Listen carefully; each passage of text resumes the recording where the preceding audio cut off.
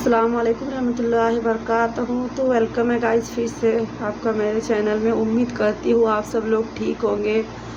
इंशाल्लाह दुआ भी करूँगी कि आप सब लोग सही से हो जाए।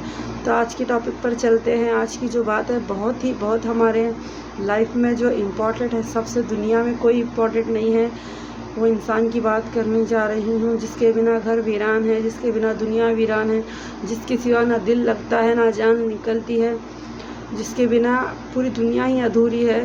तो उस हस्ती का नाम है माँ, जिसको हम माँ बोलते हैं, अम्मी बोलते हैं, मॉम बोलते हैं। उसकी जो छोटी सी बात से मैं स्टार्ट करूँगी कि आपके जो ज़िंदगी में पता नहीं किसी की मतलब हयात है या नहीं है, लेकिन जो भी है, जिसकी है, वो बहुत ही मतलब जिनकी माएँ जो है हयात है, बहुत ही खुशकिस्मत है, खुश नसीब है। अल्हम्दुलिल्लाह अल्हम्दुलिल्लाह माशाअल्लाह। अल्लाह हमारी माओं को उम्र दराज करे। सभी लोग कमेंट में आमीन ज़रूर कहें, आमीन सुमा आमीन। तो आज वो अजीम हस्ती है माँ, उनकी मतलब उनसे कुछ रिलेटेड बात करना चाहती हूँ। तो प्लीज़ आप सब लोग वीडियो को एंड तक ज़रूर सुने। और छोटी सी जो है माँ पर एक स्टोरी है, बहुत ही छोटी है, आपका ज़्यादा वक्त ना लेते हुए मैं वो भी आपके सामने बताना चाहूँगी कि माँ की मतलब माँ का कितना मर्तबा है, आप सभी को मालूम है। कुछ लोग फ़िक्र नहीं करते माँ की, जो बीवियों की बातों में आकर शौहर माँ को छोड़ जाते हैं। कुछ किसी के तो बेटे भी नहीं है, अल्लाह ने उनको बेटियों से नवाजा है, वो भी अपनी माँ की फ़िक्र करे। और जिनकी माएँ हैं, मौजूद है दुनिया में, हयात है, वो अपनी माँ से बातचीत करे, दो अल्फाज कहें, उनका जो भी है ख़र्चा, क्योंकि बचपन से माँ बाप पाल पोस कर बड़ा करते हैं, शादी करते हैं, उनकी उम्मीदें, उनकी ख्वाहिशें, उनकी ज़रूरतें, हर चीज़ पूरी करते हैं। तो जब औलाद बड़ी होती है तो उनका भी फ़र्ज़ होता है उनके लिए। तो आज उनके लिए थोड़ी सी बात कहना चाहूँगी, आप आगे स्टोरी में सुनिए कि छोटा सा किस्सा है, आपका टाइम ज़्यादा वेस्ट नहीं होगा। तो प्लीज़ वीडियो को एंड तक ज़रूर देखिए। और अगर पसंद आई तो प्लीज़ लाइक शेयर सब्सक्राइब ज़रूर कर देना। तो चलिए चलते हैं आज की अजीम हस्ती जो है माँ की जो छोटी सी स्टोरी है। एक लड़का रहता है मोहम्मद इब्राहिम, जिसका नाम होता है।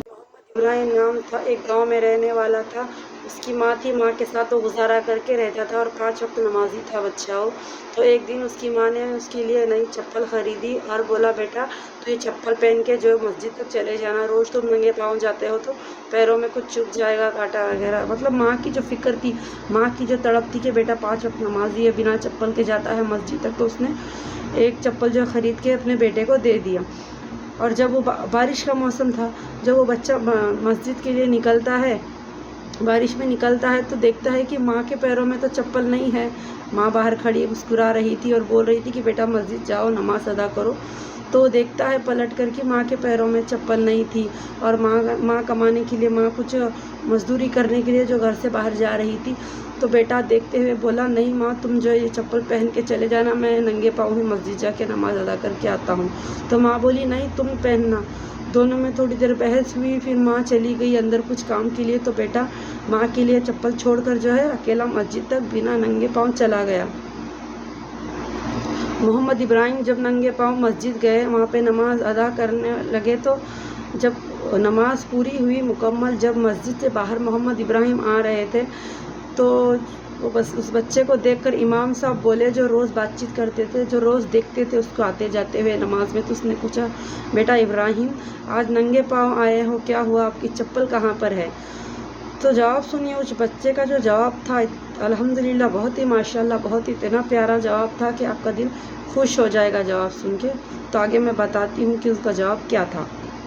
इब्राहिम मुस्कुराए और बोले, जन्नत तो माँ के कदमों के नीचे है। जब उनके कदमों के नीचे जन्नत है, इब्राहिम ने बोला कि उनकी कदमों के नीचे जन्नत है, उनके कदमों के नीचे जन्नत है, उनके पैरों में चप्पल नहीं होंगे तो मेरा रास्ता कहाँ से बनेगा।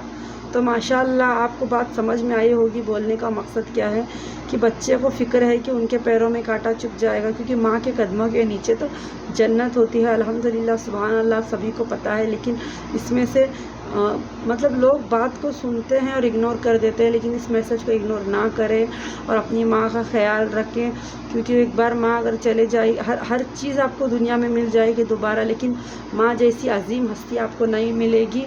आप उनका बचपन याद करें, अपनी जवानी याद करें कि आपकी माँ ने आपको कैसे पाला है।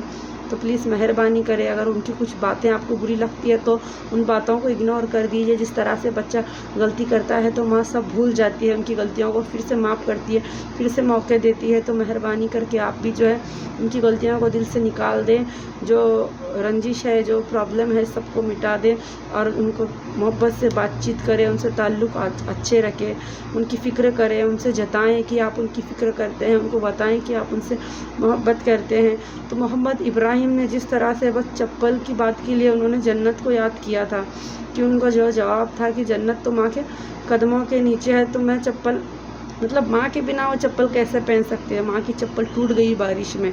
तो बहुत ही प्यारा मैसेज है, तो प्लीज़ इस मैसेज को आगे फॉरवर्ड करें, आगे बढ़ाएं। आपको कैसी लगी मेरी छोटी सी बात, छोटी सी जो मैंने कोशिश की है कि आप तक ये बात पहुंचा सकूं, तो प्लीज़ इस बात को, मैसेज को लाइक शेयर सब्सक्राइब ज़रूर करना।